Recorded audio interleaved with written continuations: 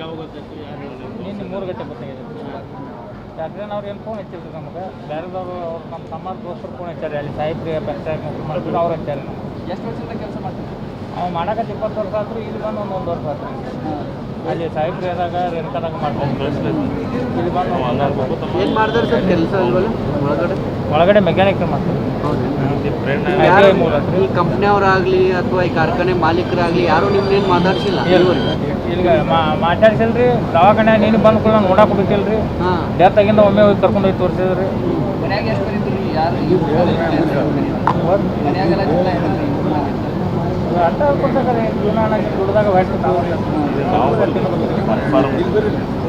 ಗೊತ್ತಿದ್ದಾಗ ನಾವು ರೇಟಾಗಿ ಮಾಡೋದು ಹಬ್ಬ ಇದು ಮಾಡ್ತೇವೆ. ನಮಗೇನು ಮರಿಬಿದ್ದಾಗಿದೆ, ನಮ್ಮ ಜಮಖಂಡಿ ತಾಲೂಕು. ಜಮಖಂಡಿಂದ ಇಲ್ಲಿ ಬರ್ತೀವಿ. ಜಮಖಂಡಿಂದ್ರೆ ಇಲ್ಲಿ ಬರ್ತಿದ್ವಿ, ವಾರಕ್ಕೊಮ್ಮೆ ಹುಡುಗರು ಮಾಡ್ತಿದ್ವಿ. ಇಲ್ಲಿ ಒಂದು ರೂಮ್ ಕೊಟ್ಟಿರ್ತೀವಿ, ಅದು ಹೆಣ್ಮಕ್ಳಲ್ಲಿ. ಕಾರ್ಖಾನೆಗೆ ಏನು ಹೇಳ್ತೀವಿ? ಕಾರ್ಖಾನೆ ಅವ್ರಿಗೆ ಏನು ಹೇಳಿದ್ರಿ, ಈಗ ಸೇಫ್ಟಿ ಅನ್ನೋದು ಇಲ್ರಿ. ಯಾವ ಕಾರ್ಖಾನೆಗೆ ಹೋದ್ರು ಸೇಫ್ಟಿ ಇಲ್ರಿ.